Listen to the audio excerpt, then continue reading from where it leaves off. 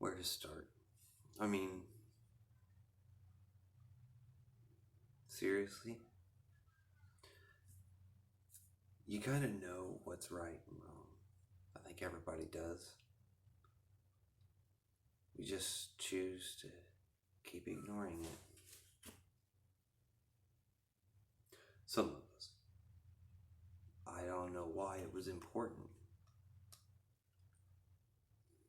but it was. Throughout a lot of my life, it needed to be true so that I could rely on it, so I could build on it, and it wouldn't break down. So, I mean, ultimately it comes down to you either want what's real and true, or you want what's make believe and fake. You can make it whatever you want it to, ooh, yeah, but everything has a consequence. There are good choices and bad choices. There's right and then there's wrong.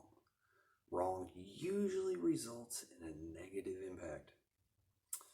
So you would think we would obviously come up with, well, that's the one we want to avoid, and then we want to do this over here.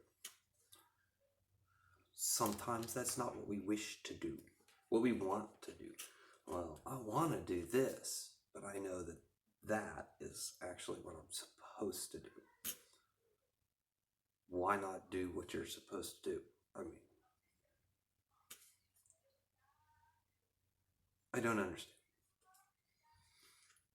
So, in the pursuit of looking for truth, I obviously came across Christ many times. I mean, there were points where he intruded on my life to the point where I couldn't say it wasn't him.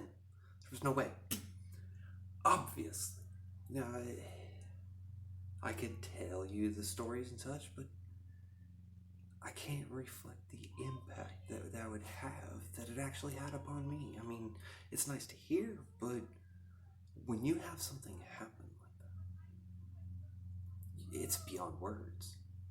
You're just like, that's impossible. But I hate to say it, Jesus Christ and God, they specialize in impossible. Of course. They could do what they want to do because it's their world. It's they control the mechanisms. They're at the controls. Rain's here, it's dry there. This could be within 50 miles. You got an absolute drought, and then over here you got a deluge, a flood.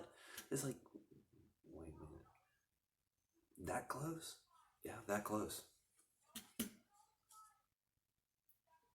And then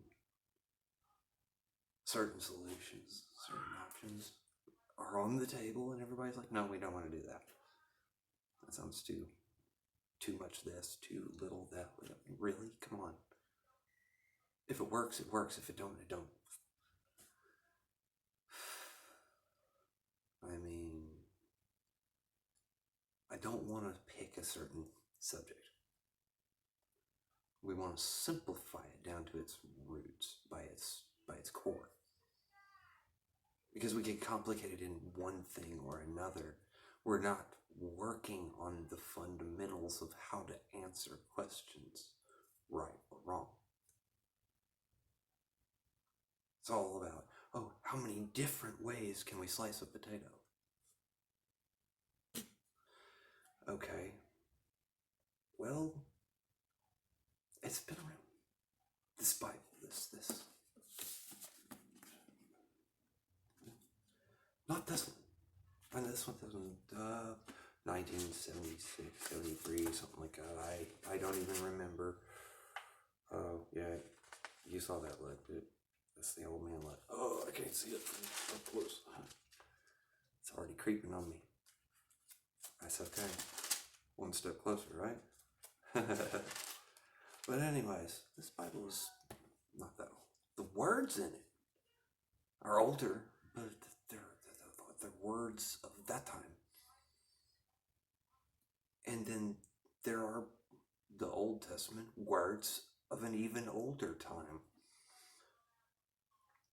That's what this is. It's more of a record book and a way that we can tell our future selves, our future generations, hey, we tried that. It sucked. Whoa, man, did it was bad. It angered God so much that we literally saw him rip fireballs out of the sky and blast an entire city to ash. That's hardcore. That's not playing. A lot of people died that day. And we should be like, why are we letting it happen again? Well, we're not. You see, that's the killer kicker, right? We're blaming ourselves. Why did we let that happen? No. It's in here. It said so. Because we know. So that we know. So when you read it, you're just like, well, that's happening obviously right in front of me. I can see that with my eyes. I could feel it. I could feel the heat of the flames, the wet of the water when it floods the whole plain. I can see the dead crops in the fields going, that's not good. That's not good for anyone. And it was all in here. It's always been there, but before now, we didn't know it was there because we couldn't understand. We didn't have the perspective. Now we know when it says in the end times, snap to, because we're here. And the funny thing is that all those pieces that are to the end times are talking to us. They're literally talking to us. They talk. And if we listen, it's like, this is a conversation.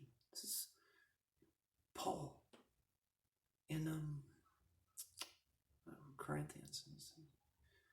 If you look at the wall, here, this blank white wall, and you go, hey, no, there's Paul sitting there. You start reading the words that he's talking to you, he's telling you, hey, brother, I feel your persecution. It's